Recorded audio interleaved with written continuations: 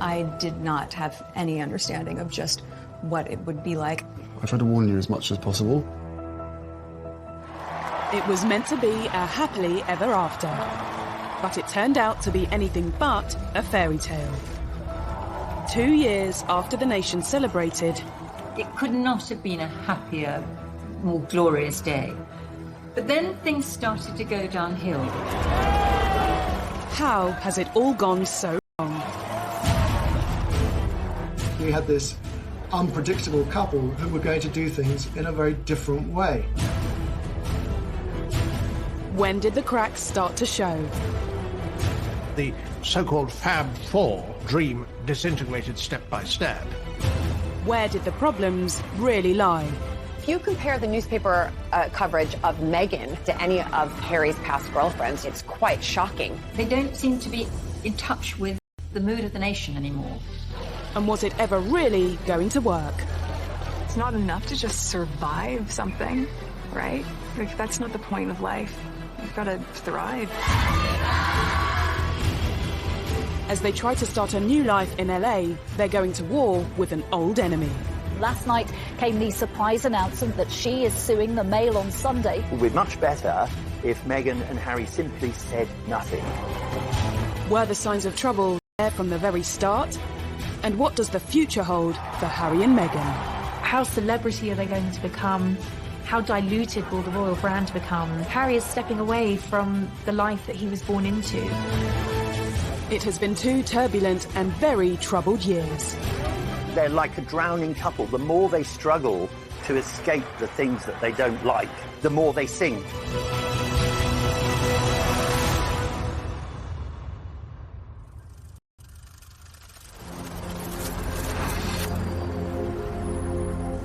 Harry and Meghan have changed the regal backdrop of Windsor for the luxurious Hollywood Hills. We won't be hearing about Harry, Meghan, and Archie and the royal family together as one for, I expect, for months to come until they come and visit over here, or maybe William and Kate and George and Charlotte and Louis will head on over to LA. Wouldn't that be a great photo op? They've also swapped the royal court for the High Court, in a legal battle which highlights so much of what's gone wrong in the past 2 years. Meghan's family issues, their fight for privacy, their war with the tabloid press. The court case could turn into their biggest nightmare. And it all centres on letters written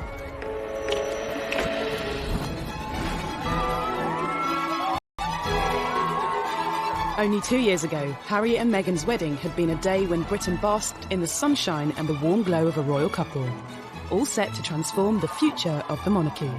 The mix of the tradition and the new and the mix of cultures totally embodied in one church service. And billions of people watched that service and were moved to tears, both by the romance of it and by what it represented. We celebrated with them, but were the seeds of their troubles already clear to those who looked? For the 2 years since the wedding, I think they've tried to recreate and maintain the kind of positivity that was around at the time, but that's just unrealistic and naive.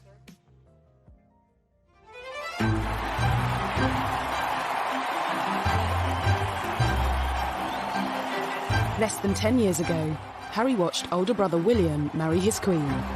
The future heir to the throne had officially settled down. But the younger prince didn't look likely to follow suit anytime soon.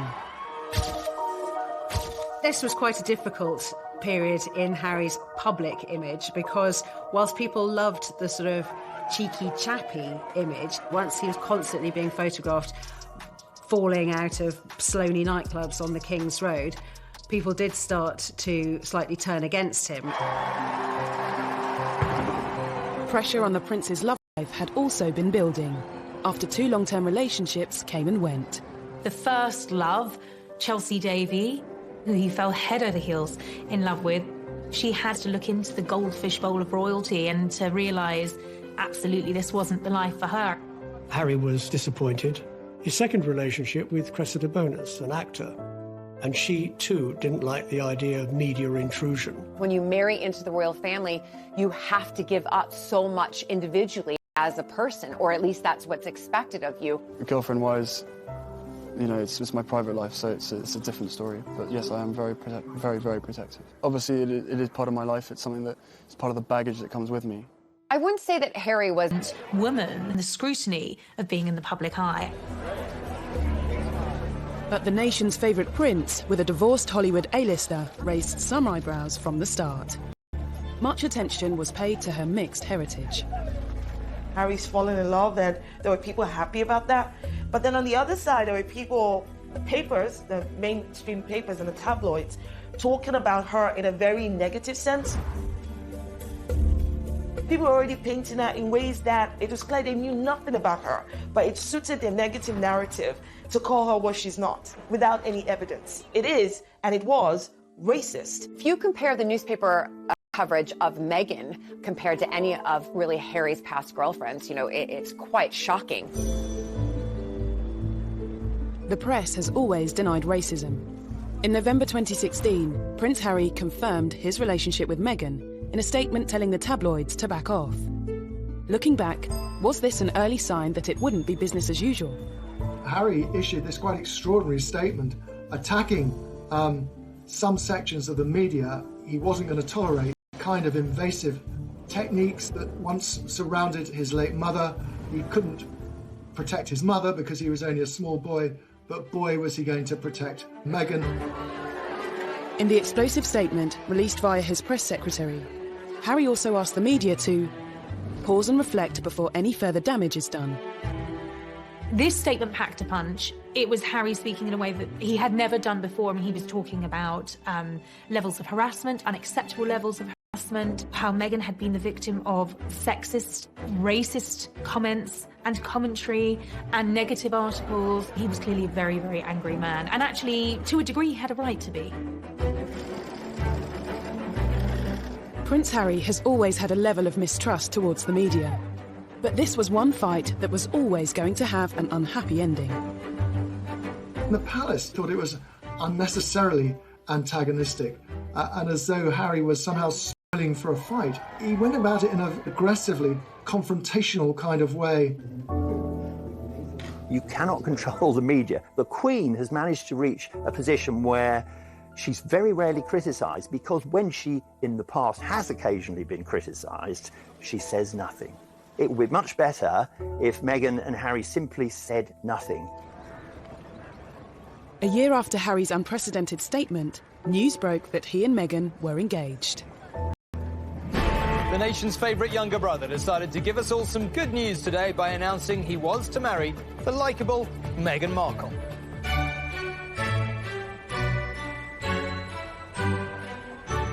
Unlike Harry's from Kensington Palace. I was, of course, anticipating it, me being an American, who obviously I've married into aristocracy, and then to see somebody else, just to see how she would be on camera.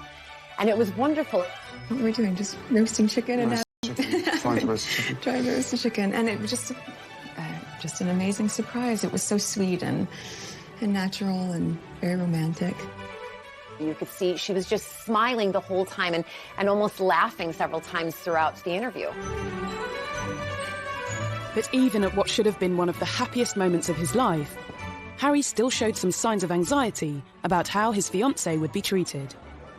I did not have any understanding of just what it would be like. I don't think either of us did that. We both said that, even though we knew that it would be. Yeah, I tried to warn you as much as possible. Both of us were totally surprised by the reaction after the first 5-6 months of when we had to ourselves of what actually happened from then. So I think you can have as many conversations as you want and try and prepare as much as possible, but we were totally unprepared for what happened after that. The scrutiny.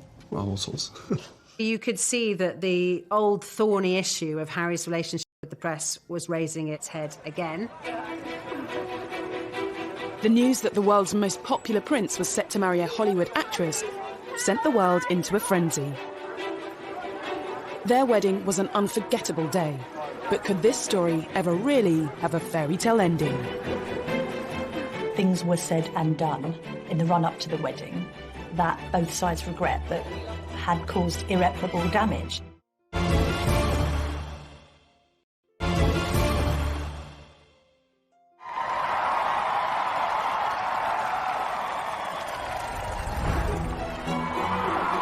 On the 19th of May 2018, the eyes of the world were on St George's Chapel in Windsor. The wedding day was wonderful. Meghan looked beautiful in her dress. Harry couldn't have looked happier. The ceremony itself was so vibrant, it was so new, it was so different, it was so unique to the two of them. And I think it was the start of something very, very happy and very, very special. Nobody can deny that the wedding day itself was sparkling. It was magic. It was like Disneyland. The couple were given the titles Duke and Duchess of Sussex. Everything seemed perfect, but was there trouble and unrest, just hidden from view? Everybody was happy for Harry. Everybody thought Meghan was marvellous. It could not have been a happier, more glorious day. But then wheels started to come off amid suggestions that the couple had been a bit difficult over the planning of the wedding, and that demands were being made that perhaps weren't quite in proportion with their place in the royal pecking order. He said before the wedding, what Meghan wants, Meghan gets. Negative reports surrounding claims of Meghan's behaviour emerged from within the palace. It's been reported that Meghan was demanding that she wanted a certain tiara to wear, and then she was given the one that she didn't want to wear. And claims Meghan rowed with Kate's staff, which were denied by Kensington Palace. Meghan just didn't like any pressure, and on a couple of occasions she actually told staff not to interfere. It was none of their business. She would have the wedding she wanted. No one had any idea that this was all building up into a much bigger and wider, more troubling picture. According to reports at the time, it was claimed Meghan also clashed with members of Harry's own family. Speculation was rife. There was a huge row when Kate was upset because Meghan insisted she didn't like the dress that Princess Charlotte was planning to wear as one of the bridesmaids. And inevitably, if you shout at someone in private and you're a royal, there is a good chance it will be leaked. There was a constant feed of endless negativity. Author Tom Quinn believes Harry and Meghan's private accommodation played a part in the tensions. Nottingham Cottage is in the grounds of Kensington Palace, and it's quite small. I mean, it's tiny compared to the enormous double apartment that Kate and William have. It was being pointed out to them in no uncertain terms. They weren't in the First Division because that place is held by William and Kate. So inevitably that led to friction. In Meghan's world, if you're determined enough, you can get to the top, but Meghan can't. She can't get to the top, whatever she does. Was the untraditional mix of American celebrity and British royalty ever really going to work? The wedding was also marred by controversies surrounding Meghan's father. We're talking a global wedding for millions to see across the world. People are anticipating this, and what's being reported day after day to the lead up of the wedding is about her father, Thomas Markle, and is he going to come over and walk her down the aisle? Are they speaking? Have they spoken? There was the whole farcical business of Thomas saying, I can't come to the wedding, but then photographs suddenly appeared, taken by a paparazzi, showing Thomas Markle being measured for a suit, looking at a book about English landmarks. And these pictures were sold all over the world to the huge embarrassment. Thomas Markle couldn't walk Meghan down the aisle, but he did carry out a string of interviews with the British press. It meant he continued to dominate headlines even after the wedding. I'm a footnote in one of the greatest moments in history, rather than the dad walking her down the aisle. Millions watched this interview on ITV's Good Morning Britain as he explained why he staged paparazzi photos. They take all kinds of pictures of me that making me look negative. So I thought this would be a nice way of improving my look. Well, obviously that all went to hell. And I feel bad about it. I apologize for it. There seems to have been this toing and froing of mutual accusations where Meghan felt her father wasn't being sufficiently positive about the wedding, and Thomas Markle felt that there was no sympathy for him. Thomas Markle also discussed conversations he claimed to have had with Harry in private. I was complaining I didn't like Donald Trump. he said, give Donald Trump a chance. What were Prince Harry's views on Brexit? It was just a loose conversation about something that we have to try. I think he was open to the experiment. But text messages presented as evidence in Meghan's upcoming court hearing have revealed what conversations really took place.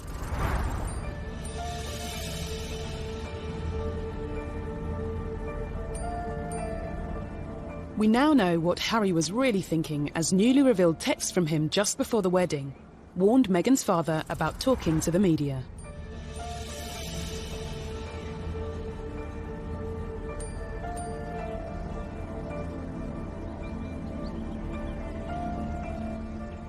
These text messages are actually evidence showing that they were reaching out to Thomas Markle, that they didn't close him off by any stretch of the imagination, that they were trying to contact him and speak to him.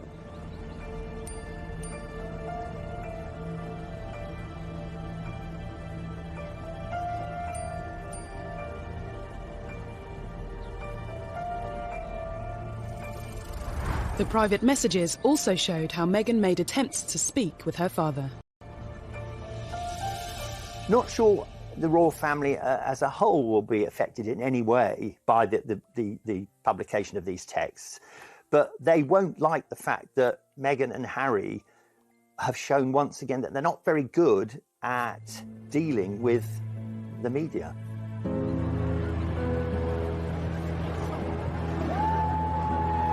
Evidence given to the High Court also confirmed that Thomas Markle hasn't been in contact with Meghan. 2 years on, the extraordinary messages have lifted a lid on private royal conversations that are now being showcased to the public. Right now, Meghan and Harry are thinking, we're just going to release everything to prove to everybody what exactly and really did happen. I think that now that they have moved thousands of miles away from home, that they're not supported by that palace PR machine, they're more vulnerable, they are more at risk, they're more exposed now than ever.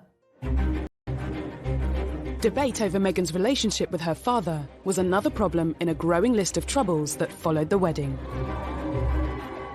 Could the most troubling issue of all be Harry's fallout with his own brother? One of the things that unquestionably adversely affected the relations between Harry and William, who were so close for so many years, was a series of rumours after the wedding. William expressed doubts to Harry as to whether or not he was too quick in being engaged to Meghan. There was a brotherly discussion, which I think was voiced out of concern from William, but was misinterpreted as a lack of support. Things were said and done in the run-up to the wedding that both sides regret, but had caused irreparable damage. That's Harry. He's quite a headstrong, impulsive young man. He's much more like his late mother than William, who considers things and is, in that regard, is more of a Windsor and more like his father.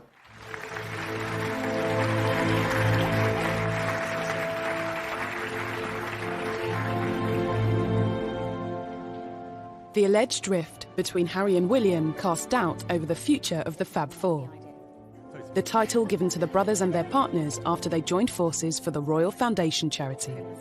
They looked amazing, they were all similar ages, and they all had, it looked like a common purpose to make the royal family younger, more modern, more diverse, more approachable, more empathetic. All of those things worked very, very well for a brief period, and then the cracks started to show. Had signs of trouble even been evident at their first public event as a quartet? Okay, the last thing you disagreed on, how do you resolve it? I can't remember, they come so thick and fast. but is it resolved? We don't know. Oh, we don't know. Well, you're putting on a great show if it's not. The so-called Fab Four dream disintegrated step by step. Despite the troubles within their family, it wasn't long before news broke that the Duke and Duchess of Sussex was starting their own. The real crunch came when Archie was due to be born. Even before the birth, Meghan's celebrity lifestyle... Now, nothing wrong with going to a baby shower. That's what Americans do. We don't do it so often in the UK. Well, they do it in America. It's a common practice. But she flew over a private jet. What's wrong with a commercial jet? It was the first sign of breaking with royal tradition, and there would be more to come. They wanted to do things very differently. All right, so far, but things then got a bit laughable. All the little signals meant a breakup with the royal family was inevitable. And now suddenly we had this unpredictable couple who were going to do things in a very different way.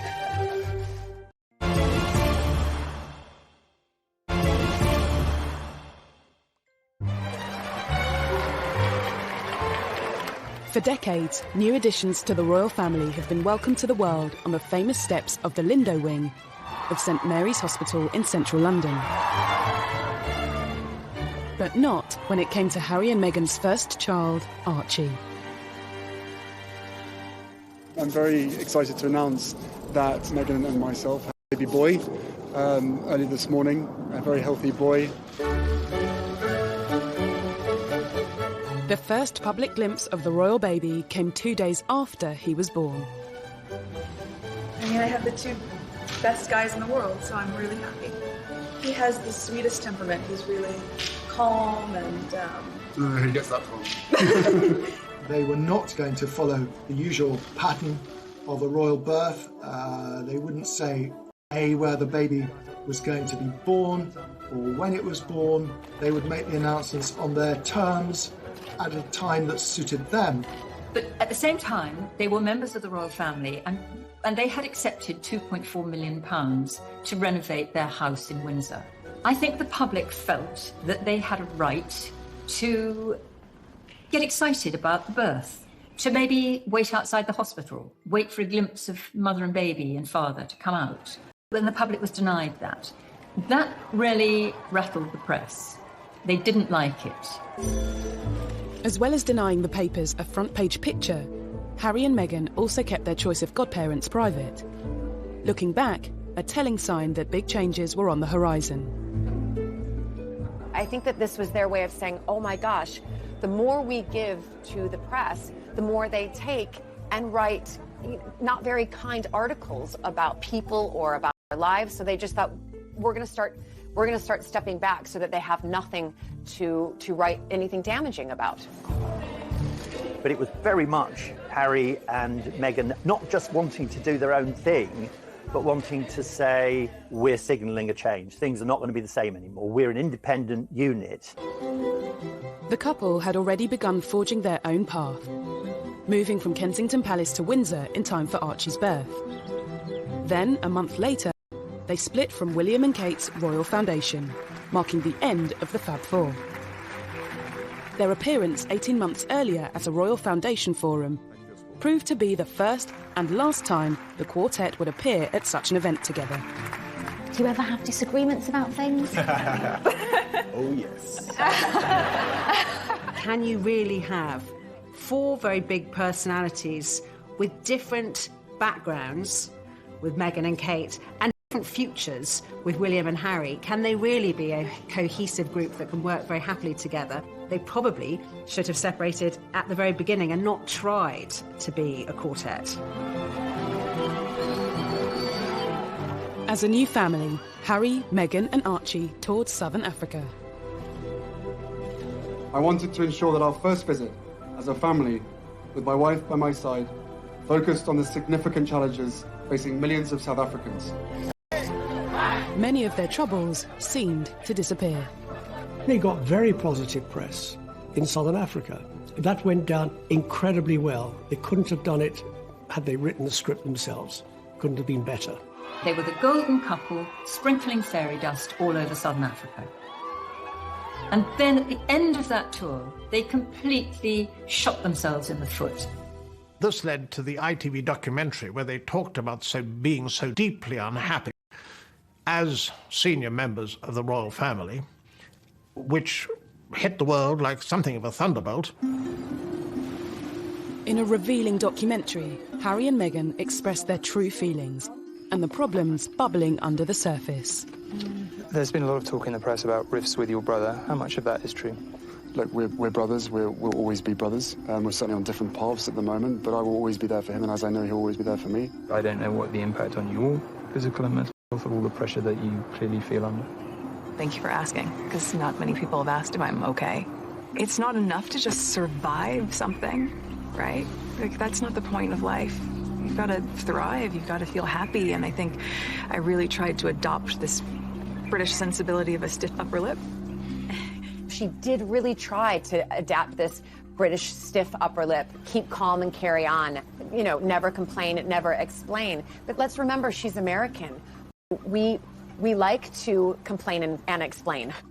Rather ill-advised in my view, because, you know, he talked about how, you know, grim their lives were against a backdrop of one of the most benighted and poorest parts on the globe. This wasn't enough. They also wanted to send a message to the tabloids.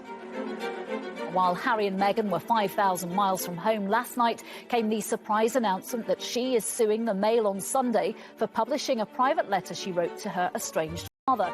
Harry's bombshell statement at the end of that tour announcing that his wife was taking legal action against a newspaper, and really, well, a character assassination, I suppose, on the British media. No one expected it to end like that.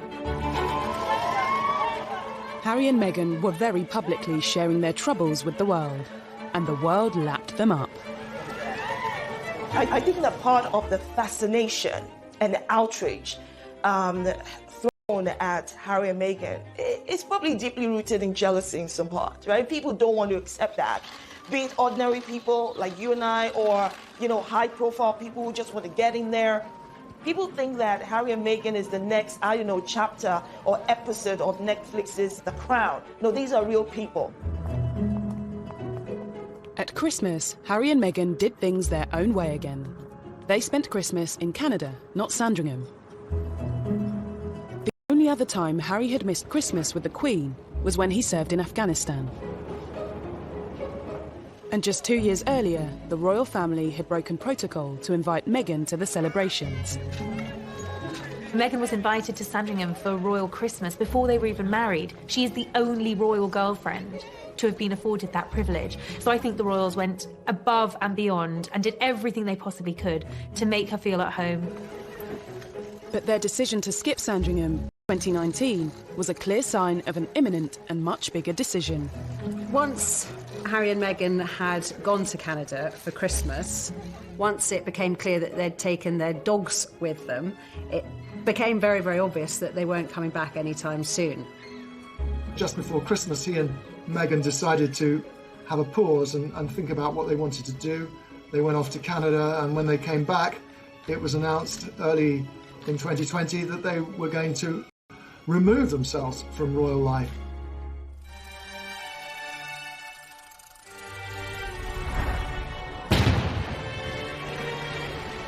In January 2020, they dropped the biggest bombshell of all. They said they intended to step back as senior royals. It was absolutely shattering. He gave other senior royals, including the Queen, almost no notice at all.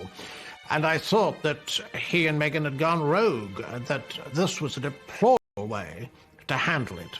I think that the Queen should have been informed. There had been negotiations that had been going on for some time, but nothing had been decided. And he was told to commit his ideas to paper, and he responded, well, no, if I do that, it'll just end up in the newspapers. Essentially, on one hand, you had a royal family feeling that they were being bounced into making a decision on the couple's future, and the couple being very frustrated that the palace machinery wasn't quick enough to respond to their desire to change things. For many, what became known as Megxit now seems like it had been inevitable from the start. Harry and Meghan sort of perceived slights at every twist and turn, and things which seemed quite minor became quite major, and it really came as no surprise as the weeks and months went by that really what they were angling for was not just a different kind of royal life, but a different life, and in fact a life absent from the royals, if you like, to break free from royal duty and everything that he'd been used to, which of course is what happened. Was the break down to tensions with the press, issues with traditional royal life, or something else? I think he defers to her a great deal, and she's a very confident, articulate woman who's done very well for herself, but I think she has No idea of the sense of duty. Now, Harry is in his 30s, right? And I do not understand why anybody would think that he would not have matured, changed, grown up in different ways. And the fact that you're seeing a side of Harry that you haven't seen before is because this context in which he's currently dealing with did not exist before. Why is that surprising? Should we have seen it coming? Has Harry never really been happy with his royal role and all the attention it brings? Did he find his greatest peace when he was in the army? The army allowed Harry to feel normal. That's what he wanted. Would you say then you're more comfortable being Captain Wales than Prince Harry, or is it just a case? No, definitely. I think I've always been that. My father's always trying to remind me about who I am and stuff like that. But it's very easy to completely forget about who I am when I'm in the army. You know, everyone's wearing the same uniform and doing the same kind of thing. Harry and Meghan's announcement also detailed how they wanted to be financially independent and retain some royal responsibilities. A meeting was called between Harry, Prince Charles, Prince William and the Queen. Harry and Meghan were expecting an awful lot with what they were demanding at the Sandringham Summit, as it was called, when they were laying out how they thought it would work and how it would continue to be half in the royal family and half out of the royal family, either in or you're out. And it was definitely the Queen who said no very, very firmly to her favourite grandson, and that must have been very hard. Harry and Meghan's final royal engagement was in early March, and for some, it seemed their troubles were still on display. There was quite a lot of tension there. There was some interesting body language with both of the brothers studiously examining their programmes and not really talking at all. Meanwhile, Meghan's there with a megawatt smile, trying to make the best of things. I would say that what interaction we saw, and there wasn't much, between the Cambridges and the Sussexes seemed to me extremely frosty. Harry and Meghan have long been suspicious of the press and the motives of the media. But taking on the tabloids is a battle that can come with consequences. If you want less press intrusion, yet you launch court cases against the press, this could lead to the ultimate horror that Meghan could appear in court, at least in theory, against her father, Thomas. They don't seem to be in touch with the mood of the nation anymore.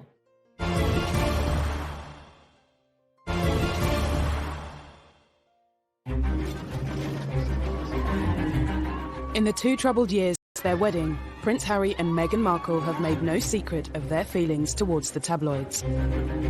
Looking back, Harry has long been vocal about what he sees as press intrusion. They still upset me and I still read them. Why, I do not know. And so what do you think the public perception of Harry is? I don't know, it fluctuates. It depends on what the media want to write, I suppose. That feeling only grew when he and Meghan became a couple. We were just hit so hard at the beginning with a lot of mistruths that I made the choice to not read anything, positive or negative. It just didn't make sense. Being part of this family and this role and this job, every single time I see a camera, every single time I hear a click, every single time I see a flash, it takes me straight back.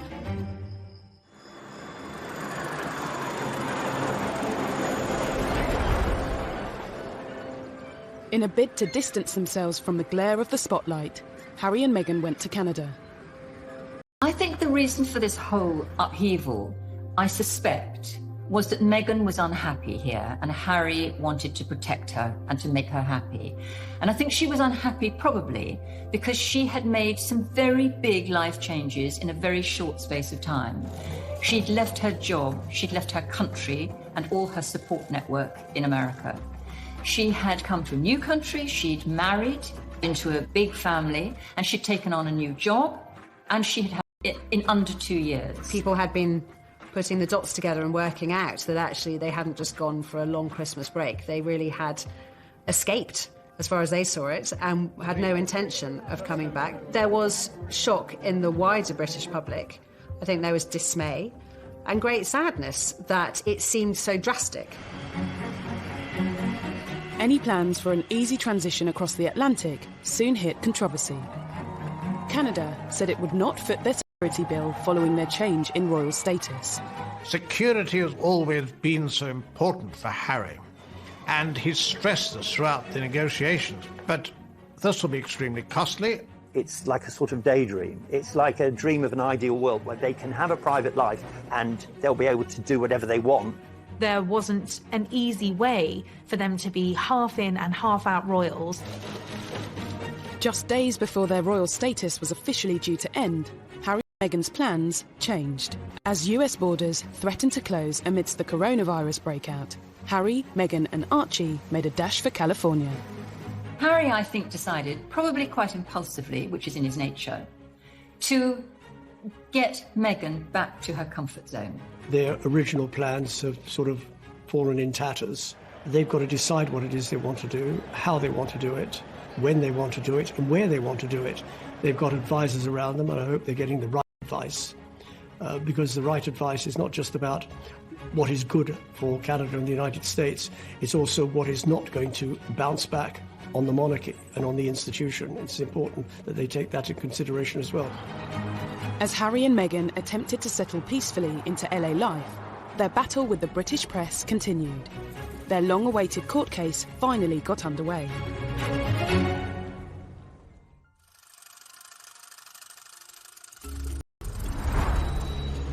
Meghan is suing Associated Newspapers for misuse of private information, breach of data protection and copyright infringement, after a letter she sent her father was published by the Mail on Sunday. This is a private letter to her father expressing, her feelings, and having that released absolutely will cause distress on anybody. But to do so, she and Harry have had to reveal more personal information in court. They don't like being written about in the British tabloid press, but at the same time, they are suing, and that will come out in the courts, all of the text messages and the documents. So they must feel very, very confident that what they have to show will, in one sense, vindicate them. Absolutely. They want to use this opportunity to change about her father. Clearly, it means a lot to her personally to be able to say, none of these things are true. I got in touch with my father. I tried to help my father. It was difficult to reach my father. He wasn't responsive. The reality is that they have to do this. And whether they win the court case or not, they're the first to do it, and I think that means a lot. The first round went in favour of the Mail on Sunday, with the judge dismissing some of Meghan's claims against the publisher, including allegations that it acted dishonestly. The judge threw out, in the preliminary hearing, threw out some of the allegations that Meghan and Harry had made against the Mail. He described them as irrelevant, just not part of anything the law could look at or decide on. But that was just the opening battle.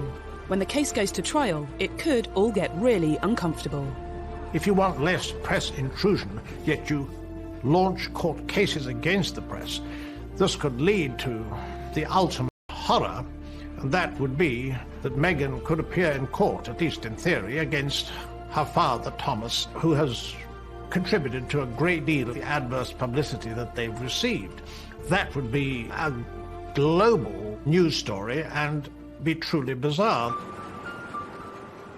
On top of Meghan's legal action, Harry has also filed a lawsuit against The Sun and the Daily Mirror for alleged phone hacking. I think Harry doesn't really like the press, and I think he often puts on a smile and a brave face, but deep down there's a loathing there. He's obviously trying to be specific with the Mail on Sunday's publication of Meghan's letter, and indeed he's being specific on hacking. If legal proceedings weren't enough, the pair have written an open letter to the Daily Mail, The Sun, the Daily Mirror and the Daily Express, signalling their intention to sever all ties with them.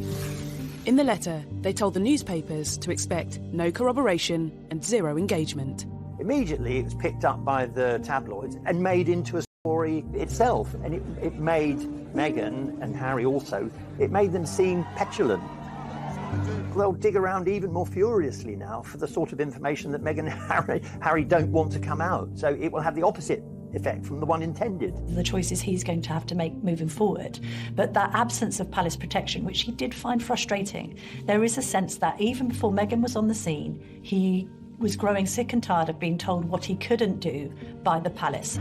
I'm not quite sure what it is that they want. You're taking on a big beast if you go to war with the tabloids. They are very powerful, and they have the ability to make or break. The months to come are going to be crucial for Harry and Meghan as they start a life away from the royal family. They are tremendously happy together, but there's no question that this is at a very high price. Harry and Meghan's life as a married couple at the forefront of royal duties in Britain lasted just 2 years. The couple's new life is here, Los Angeles. But it hasn't taken long for reports to emerge claiming Harry feels his world has been turned upside down and that he misses the military. When he did leave, he clearly wasn't ready or willing or able to completely sever those ties, which is why he's continued not just with some honorary titles and sort of bells and whistles jobs, but he wanted to really continue to support particularly injured servicemen, both with the Walking Charity and with the Invictus Games. And that has obviously brought him a lot of happiness. I think that's the thing he's going to miss the most now that he's not in the UK. He'd be like a lost soul there. It'd be far worse for Harry in America than it was for Meghan in England, because he's not as tough as she is. It seems for Meghan, there's no place like home. If you look at the photos when we were first kind of introduced to Meghan, she was in yoga leggings, she was in her Ugg boots, she was casual, and then all of a sudden she moves over here and she's in, stockings, or as I would say, pantyhose, wearing a dress, having to wear a hat, full hair and makeup, heels all of the time, and all of a sudden they've gone back to North America and she's back in her yoga pants and, her comfy boots and casual, and going back to how probably she has been living her whole life apart from this little blip when she was living here for, less than 2 years. Harry and Meghan are no different from some of us that pack up our bags and go live in Australia or New Zealand or move to South Africa or decide to go live in Iceland. When you get there, you figure out whether or not you're comfortable, whether or not you're getting what you want from the place. And maybe they plan to be there for a short while, for a long while. I don't know. And can I be honest? It's not my business. While the couple have been stateside, there have clearly been some things they've missed back in the UK. Reports claim Harry is back in touch with William, and the whole family video called the Queen. They did the Zoom call, on the Queen's 94th birthday with Archie, and, that was, accurately reported. This is her grandson. This is her great-grandson. So the Queen's always going to have a connection with Harry and vice versa. And that was reported in two ways. Some viewed it as a cynical PR move. Others said Harry and Meghan can't win. They were simply showing they've not forgotten their family.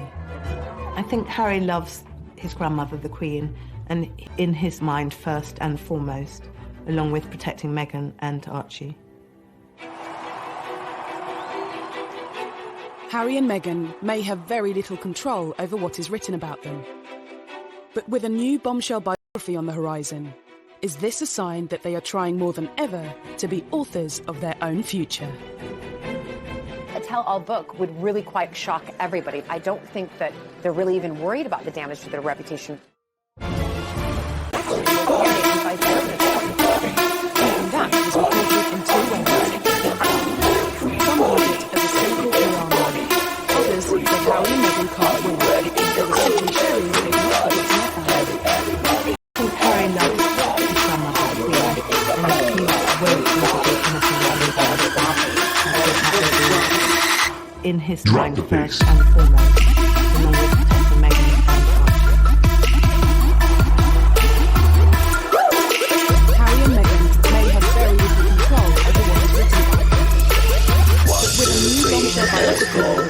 now, 1, 2, 3. All girls go round and round. 1, 2, 3. DJ, let's get some now. 1, 2, 3. Freeze up and drink it up. We can say never give up. Drink it up, I drink it up. You drink it up, we drink it up. Drink yourself.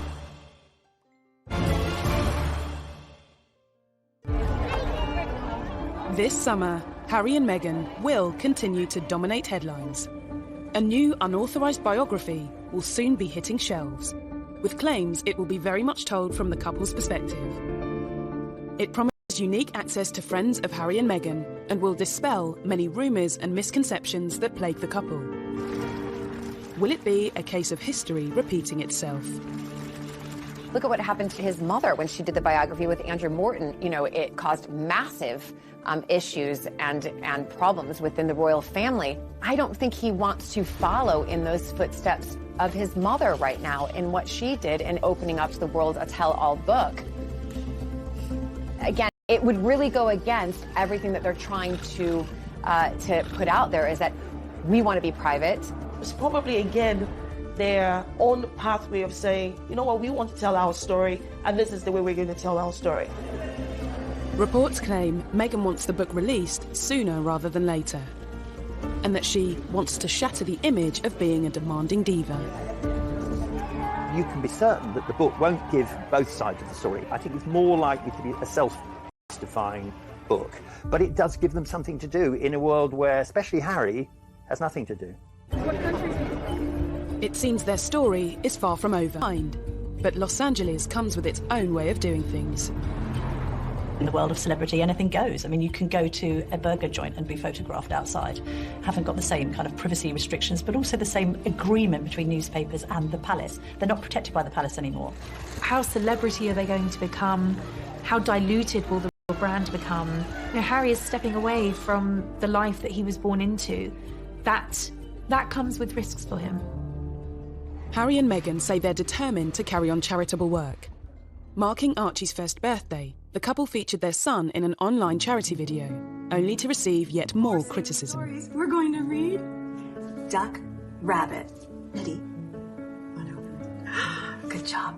I think it's very odd and typical of the slightly contradictory nature of their lives and their views, because making a video of Archie on his first birthday is very sweet, and we know it's linked to a children's charity that Meghan supports, which is all good. But at the same time, it does show that Meghan, probably more than Harry, is not going to be able to say goodbye to the media and to having a media presence. She can't do it. They could release photos of Archie whenever they want to. I don't think they're really having their cake and eating it too. I think that they feel like, well, we can now do what we want to do. For Meghan, life has gone full circle and she's back in Hollywood. But where does that leave Harry? I think they'll take a lot of advice from the Obamas.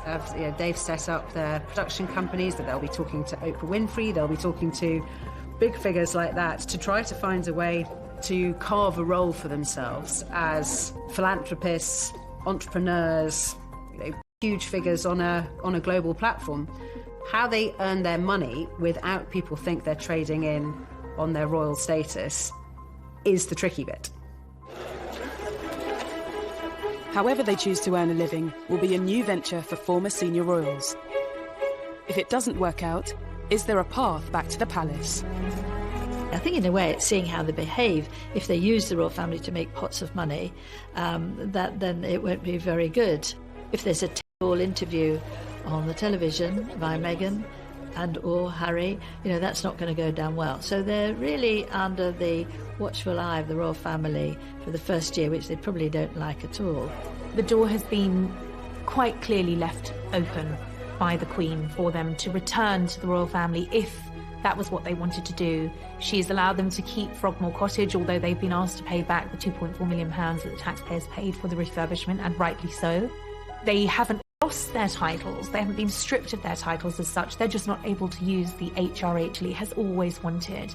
Meghan has been the catalyst. She has enabled him to do this. She's helped to give him the confidence to take a step outside of the role that he was born into and to embark on a new chapter.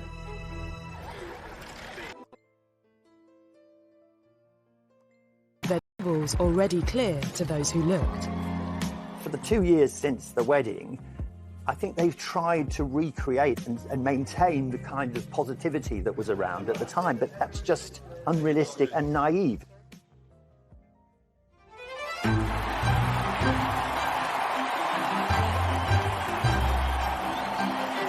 Less than 10 years ago, Harry watched older brother William marry his queen.